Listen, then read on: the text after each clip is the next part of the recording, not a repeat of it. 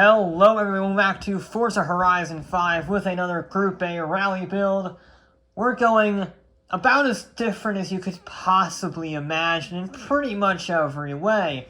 This is one of the new Cupras that was recently given to everyone in Forza. Must be a very nice promotional deal. And it's, again, the opposite of everything we've done before. So not only is it a crossover SUV, it's also electric. We've had neither of those on this run before, and this has a very special electric upgrade because you have a conversion swap. It is normally not possible on an electric vehicle. However, we can put the Porsche Mission E motor in this. Yeah, that's pretty freaking awesome. We can also technically upgrade it, although that puts us way outside the class. And before you say anything, I am fully aware how insanely stupid this is, because, I mean, look at the PI, it's not great, so we're going to have to go on rally tires, and I know this is going to be a super compromised build, but bugger it. I want to have some fun with a Porsche motor. Oh no. Oh no. We're gonna get some PI back with the gearing, Jesus, with the aero, and we'll get some. I think we definitely want that. Apparently, I can't go 100 miles an hour. I'm gonna have to tune that. We will want that. Yep. We're also probably gonna want that. Oh, how much does that help? That's a lot of PI. That actually helps a fair bit. We'll do that. This is an extremely cursed build, by the way. I just want to point out how cursed this build is.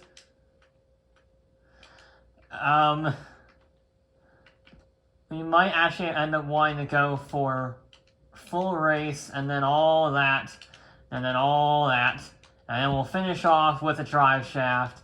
I don't know why this has a drive shaft. I would think it would be a twin motor system. I guess it's not. This is a very cursed build. Okay, I'm slightly breaking the rules because I want the Porsche engine. So we're on rally tires, which might not be as bad as I think, but whatever. In theory, it's worse. We do have 700 horsepower, over 700 torque. We're incredibly heavy, though. And we have no top speed.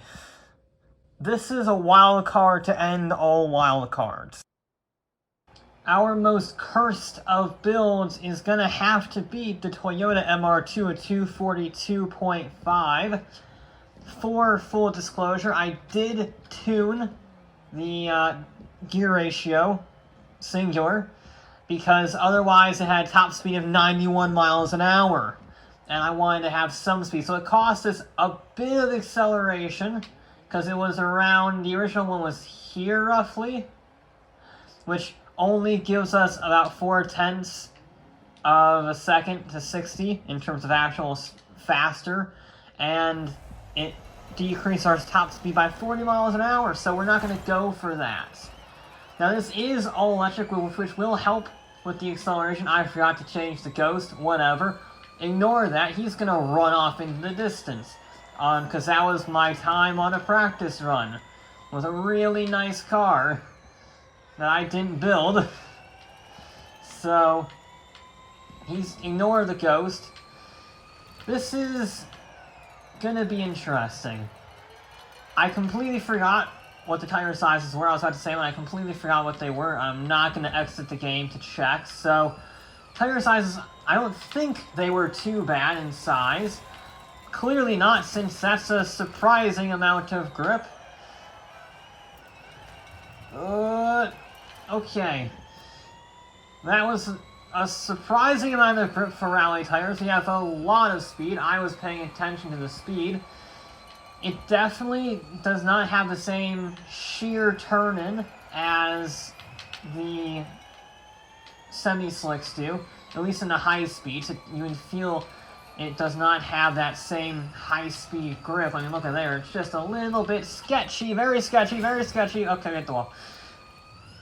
But I was kind of expecting worse. This is a very powerful vehicle for A-Class, and yeah, it's very heavy, but first impressions are not bad. We managed to even get that stopped somehow. Okay. Okay. And the acceleration is brutal. That's 94 miles an hour heading that corner. I can't carry the corner speed because it's a 5,000-pound all-electric SUV with rally tires on it instead of semi-slicks. But for what it is, it's not bad. 101 miles an hour through there. Oh, I'm way off. So this is definitely a trial run, to put it mildly. But I thought this would be awful. And so far, it's not really that awful. I think if I get used to how this drives and how I need to handle the acceleration, because this thing is made by its acceleration for sure. I mean, look at the speed. I think we will have a solid finisher here. We are going to lose a lot of time on the straightaway because we're going to probably be buzzing the limiter at 138. For a while of it. Yeah. I might actually tune the gears again because it shouldn't be topping out like that. It really shouldn't. So I'm gonna probably tune that a bit more.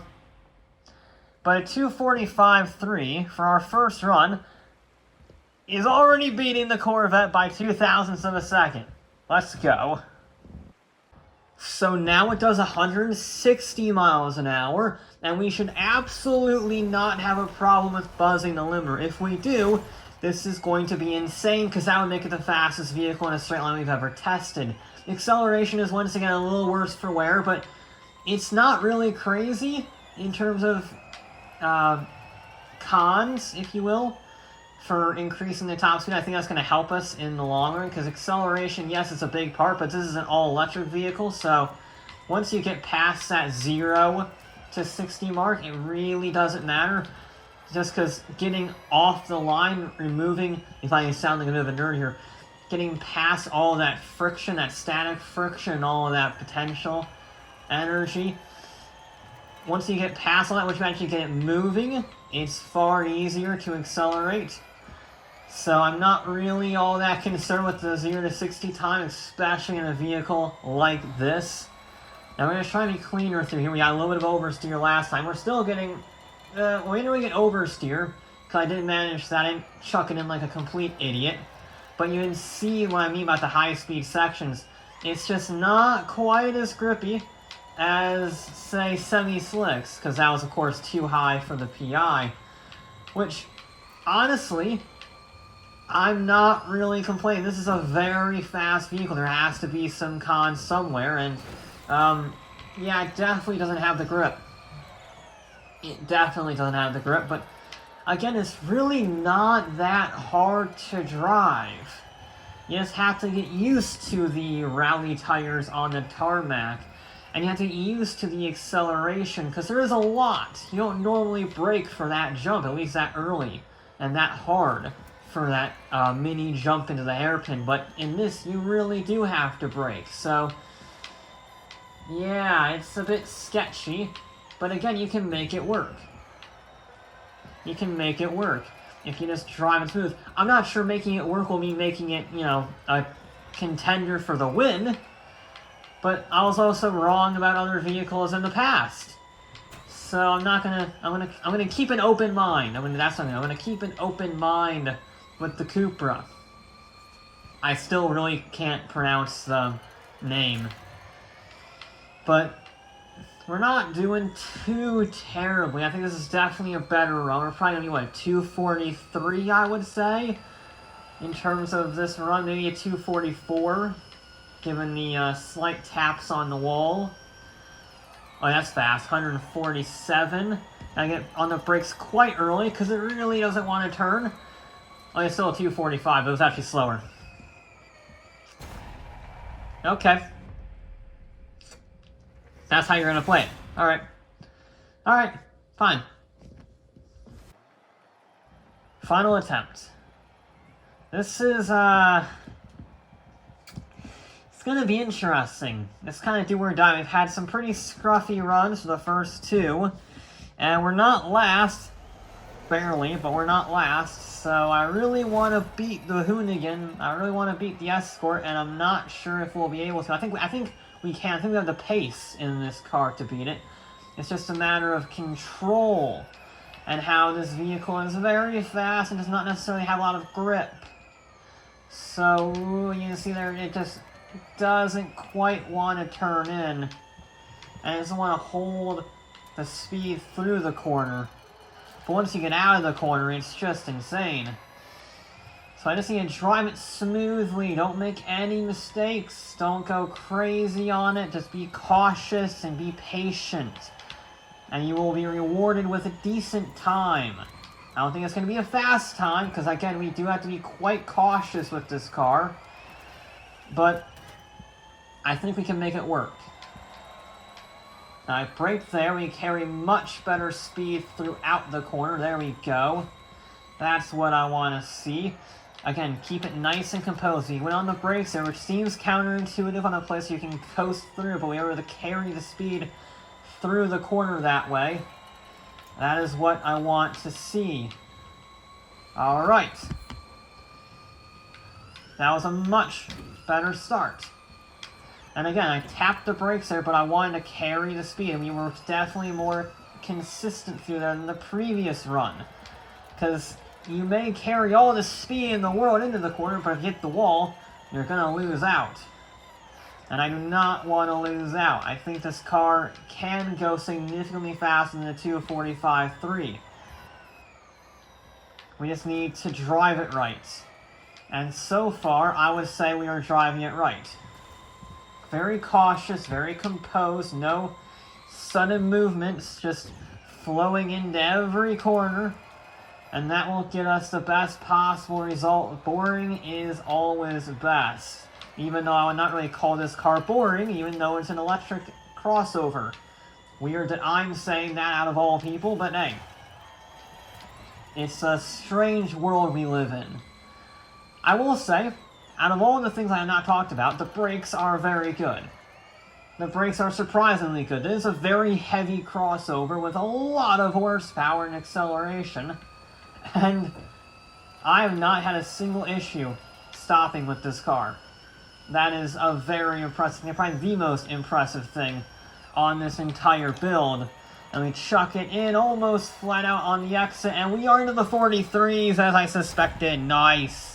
We are the slowest of the 43s, a 43.9, but that does put it faster than the Cosworth by 0.2 of a second. There we go. That's what I like to see. That is the benefit of a clean run. Alright. Considering how compromised it is on the tires and the top speed, actually the top speed wasn't bad once I tuned it right. It's not terrible. It's the slowest of the cars to beat the Hoonigan, but it did beat it. It did beat the target vehicle. And for one thing, from a series perspective, I am very happy that this did not do well, solely because I was kind of afraid that rally tires are going to be a bit OP. So like how they're OP on the Ferrari FXX and S1 class. But I am happy to report that semi-slicks are still better through the corners, which means that we can keep using them and it's not a broken system. Always nice to get that confirmation, and it's also nice to see that, hey, this is a solid time from a very silly vehicle. When I was building this, I was very afraid the compromises we had to do to get the Mission R motor in it, but it did pretty well. It did pretty well, all things considered. That will be it for this episode of Forza Horizon 5. I'll be back with more.